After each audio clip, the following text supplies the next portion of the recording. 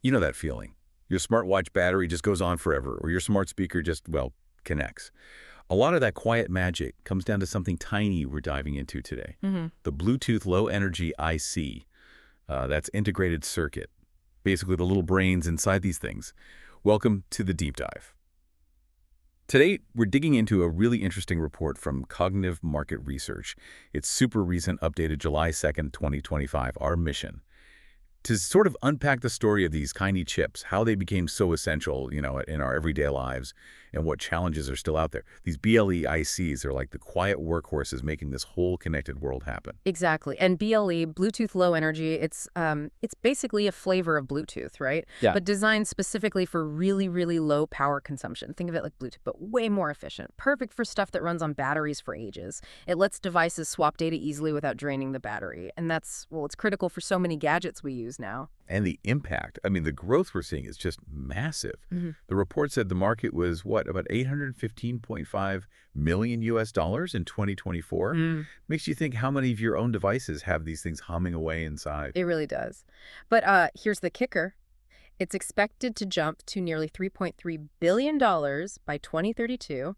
That's a compound annual growth rate, a CAGR of 19%. 19. Wow. Yeah, it's huge growth year on year.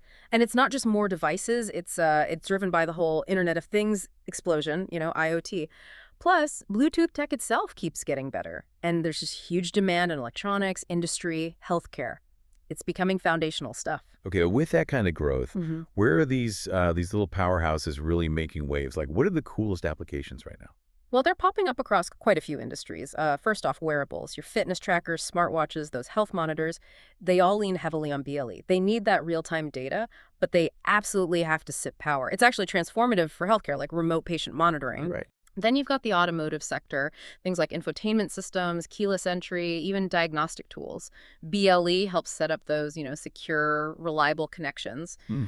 And don't forget industrial IoT, that's IoT in factories, logistics, even farming. Wireless sensors, monitoring gear. They rely on BLE for good communication, even in really tough environments. Okay, wearables, auto, IoT. Out of those, which one feels like the most maybe surprising area where BLE is making a big difference? That's a good question. Wearables and automotive are growing fast, obviously, but I'd almost argue industrial IoT is where the impact is maybe less obvious, but incredibly significant. It's not just about convenience there. It's about, optimizing huge operations, preventing breakdowns, improving safety. The scale and the critical nature of IoT really show off BLE's strengths in ways people might not expect. Got it. So it's not just finding new places to be used. The tech itself is evolving. What about the Bluetooth standards? What improvements there are helping fuel this? Oh, absolutely. The newer standards, Bluetooth 5.0 and especially 5.2, are really significant. Think of it like upgrading your Wi-Fi at home, but for these tiny devices. You get longer range, much faster data speeds, and better ways to broadcast information, all still using very little power. Yep. And these improvements, they're exactly what's making BLE viable for, more demanding applications. It's accelerating adoption, definitely. So zooming out a bit, where is all this activity happening most intensely? Is it like evenly spread across the globe? Not quite evenly, no. North America is definitely the leader right now, captures about 35% of the global market share. That's really driven by, good tech infrastructure, lots of IoT adoption already, and, having the big semiconductor companies there. Yeah. The U.S. is the powerhouse within North America, mainly because of big investments in smart homes, healthcare IoT, and just loads of consumer electronics. Okay, 35% for North America, mostly the U.S. What makes the U.S. so dominant there? Is it just size or something else, like specific R&D hubs or policies? It's sort of a mix. Scale is part of it, sure. Yeah. But the U.S. also has this really strong venture capital scene, right, which just fuels tech innovation. Lots of startups, lots of R&D.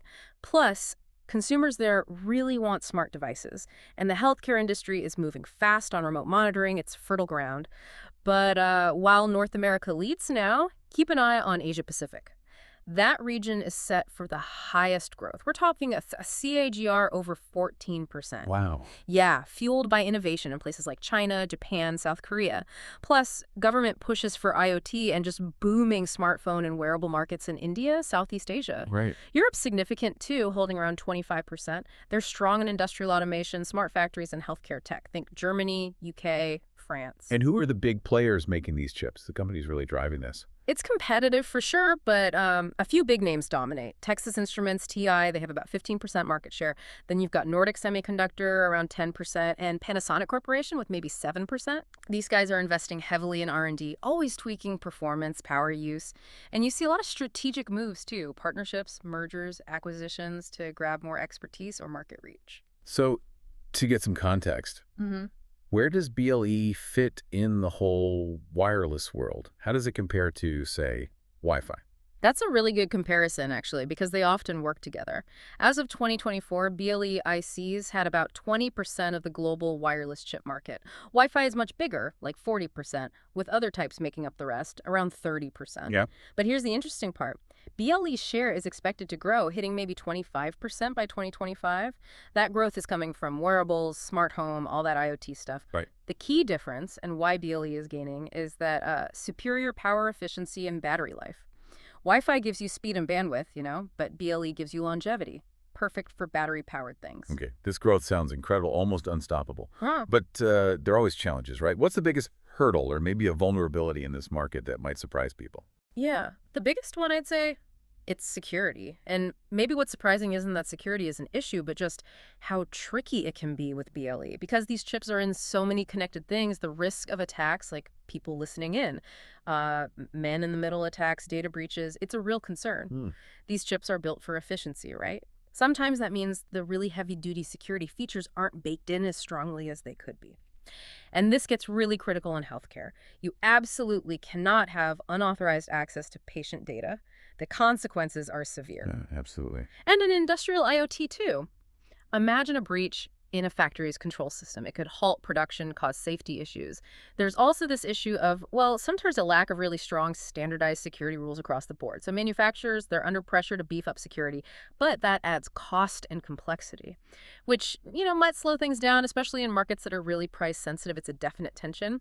That trade-off is really interesting. So faced with these pretty serious security issues, what's being done? Are there new encryption methods or hardware fixes or different ways of setting these systems up? Oh, yeah, definitely. People are tackling it from multiple angles. There's a big push for better encryption, smarter ways to authenticate devices, all at the software level. But importantly, there's also a trend towards hardware-based security. So embedding things like security keys right onto the chip itself. Much harder to crack. All right. Plus, things like mesh networking can help add security layers, and manufacturers are getting better at thinking about security by design, building it in from the start, not adding it on later. Right. Makes sense. Yeah. So despite the security hurdles, the market's clearly still buzzing. Looking ahead then, what's next? What kind of breakthroughs are on the horizon for BLE ICs? Oh, some really cool stuff. One huge trend is they just keep getting smaller. Miniaturization. Actually, there was a big step just last year, October 2024, FDK Corporation. They released the HY00021, claimed it was the world's smallest BLE module. Wow. Smallest ever. Yeah. And the benefit is, better antenna performance, lower cost, easier to integrate into really tiny devices. Think super discrete health sensors, maybe almost invisible tracking tags. It shows the direction. Smaller, efficient, but still powerful.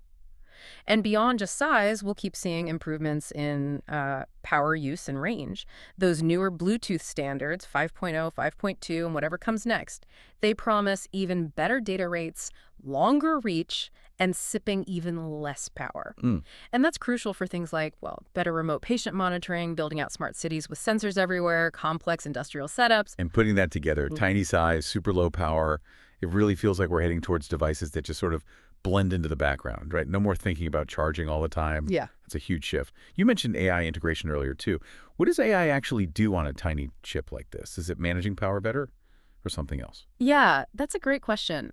For a little BLE chip, AI usually means a couple of key things. First, smarter power management. Like the chip could learn how it's being used and optimize itself to save battery.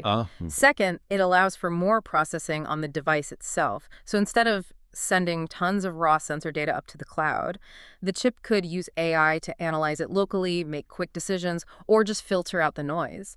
That saves power, speeds things up, and can be better for privacy, too. Interesting. Imagine, like, a wearable spotting a weird heart rhythm instantly, Right. or a factory sensor predicting a problem before calling home. It's really clear, then, these Bluetooth low-energy ICs They're fundamental now, aren't they? A Yeah. real cornerstone for all this wireless innovation. We've seen the incredible growth, but also these critical security challenges that have to be managed as they become even more common. Absolutely. And those advancements we talked about, the newer Bluetooth standards, mesh, AI, they just keep widening the possibilities. It makes BLE chips pretty much indispensable, across IoT, healthcare, industry, electronics. And yeah, regions like North America, Asia Pacific, Europe, they'll keep leading the way, driven by their tech base and IoT investments. So thinking about those amazing tiny chips getting even smaller, but also those persistent, tricky security issues, it makes you wonder, how will we balance that? The convenience, the seamless connection versus the absolute need for data security, especially for devices we wear or maybe even have inside us one day. That's definitely something to think about for the future of our connected world.